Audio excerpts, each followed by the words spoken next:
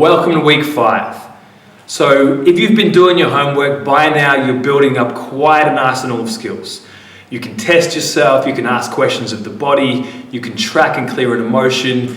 Using quadrants, you can now bust apart old beliefs, and you can even clear the relationships between you and another person. So you're really getting quite flexible with this tool. The next thing we're going to do is clearing what I call the future event. So it's very, very simple, but also very useful. Just imagine, like the example we've used before, that you're going to go for a job interview. When we clear a future event, what we're essentially going to do is at this level, we're going to run a video of what we want to happen and what we don't want to happen. So all we're doing is projecting into the future and clearing the image. It's really that simple. So let's say I'm going to go for a job interview tomorrow. What I want to do is run a video in my mind of what could happen. I'm going to run both the positive video and the negative video. To be really sure, what I want to do is run the end result in my mind that I want. So for example, I'm going to imagine myself sitting down and giving a really good interview. Yep, that's clear. I'm going to imagine myself sitting down and giving a terrible interview. Maybe I forget what I'm saying, or I say something stupid and like go full worst case scenario and they throw me out of the room in disgrace. Actually, I'm pretty okay with that, believe me. Now, last of all, what I want to do is imagine I got the end result I wanted. So I'm going to picture myself having the job that I want. So everything's gone well, I've done well in the interview, and I've got a phone call that I've got the job, yep. And then I would do some basics like, I'm okay with getting the job. I'm okay with making X amount of money per year. I'm okay with working for blah, blah, blah company. I'm just going to name all the outcomes. It's that simple. But what I want to do to give you a tool to help you clear this stuff is really explain to you a little bit about how the unconscious mind works. So the unconscious mind is like an all-powerful child. It's like a little kid that lives inside us that has control over everything, but has quite an immature understanding of the world. So if you imagine there's a little baby or a little 5-year-old inside of you that gets to control the emotional responses you have. You can imagine that if that little baby had some fears, it would do anything it could to prevent you from making those fears happen. So let's say if I'm going to start going to the gym, I'm probably pretty okay with going to the gym. But what I might not be okay with is becoming completely ripped and massive and huge and strong. So the name of the game when clearing future events is to go to the extreme.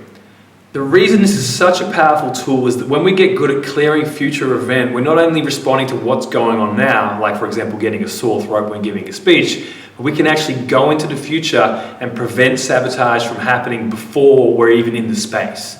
So if you can imagine you're going to go and give a speech in front of a group of people, when we're clearing future event, we would imagine ourselves, so I'm going to close my eyes, I'm going to imagine myself on stage in front of all the people. I'm simply going to break down the multiple components of that. So I'm going to imagine myself standing there. Yep, that's fine.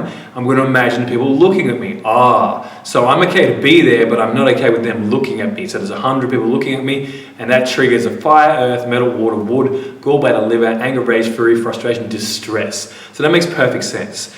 I'm quite okay with the concept of giving a talk, but it comes to the specific of having 100 people looking at me, waiting to see what I'm going to say next, and it quite naturally triggers some distress. So we're going to clear that just like we did everything else by holding the ESR points, big breath. Okay, now I'm going to go back into the scenario. So once again, I'm on stage, that's fine. There's 100 people looking at me. I'm making eye contact. I'm giving a great speech. People are laughing at my jokes. The people on the other side of the camera are learning self-clearing, awesome. And I'm going to imagine myself leaving the stage having given a successful talk. So what I've essentially done is future pace myself through the scenario that I want. And a future pace is something used in coaching and in neuro-linguistic programming that's really quite useful. All we need to do to future pace is picture ourselves in the circumstance. We're going to think of what it looks like. So it's me on stage. I can see the people. I can see myself from the outside. Yes. I'm going to think of what I might be telling myself. I did a good job. That was amazing. I feel really confident. We're going to physiologically feel it. So I can feel my posture is straight. I'm feeling upbeat. I'm feeling confident. Yep, that's clear. And once again, I'm going to imagine myself walking off the stage and maybe congratulating myself, going, oh, that was really a great speech. And maybe I'd imagine people coming up to me afterwards and thanking me and saying that was really good.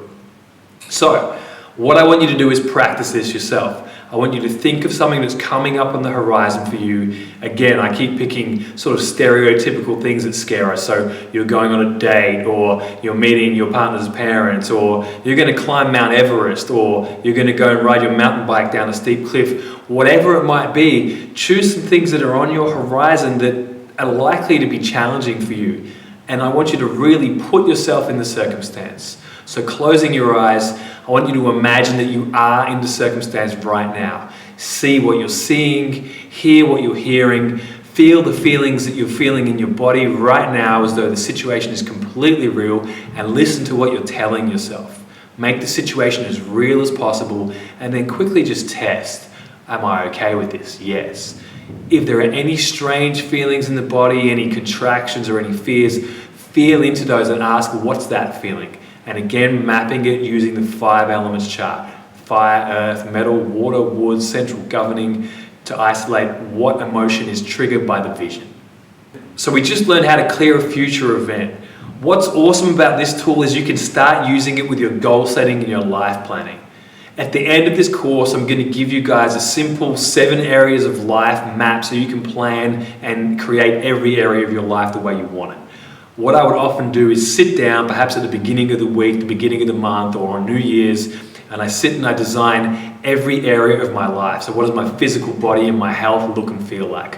What are my social connections and my friendships looking like? What's my cash situation? And so on and so on and so on. Once I've written exactly what I want to be, do, and have in each of those areas, I'm going to test them all. So I'm going to imagine myself in the sort of physical health that I want, doing the activities that I want, whether it's to be able to do a handstand or push-ups or climb a mountain or whatever it is. And I'm going to test each and every one of those options. I'm going to imagine myself from the inside, that is to say, what does it feel like to be climbing a mountain or lifting a certain weight? And I'm going to imagine it from the outside as well, as if I'm watching myself achieve the goal. And I'm just going to test in with that goal and make sure that's completely clear. Your homework for this week, once again, is really quite simple. I want you to think of 5 events that are coming up for you in the future.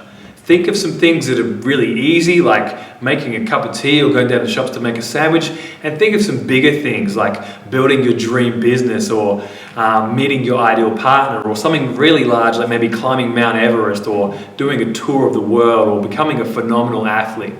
Really stretch yourself with this one, and I want you to imagine the scenario from every different angle. Picture it from the outside as though you're watching yourself climb the mountain. Picture it from the inside as though you're looking out of your own eyes and you're climbing the mountain. And I want you to imagine what it feels like, what it looks like, what it sounds like, etc.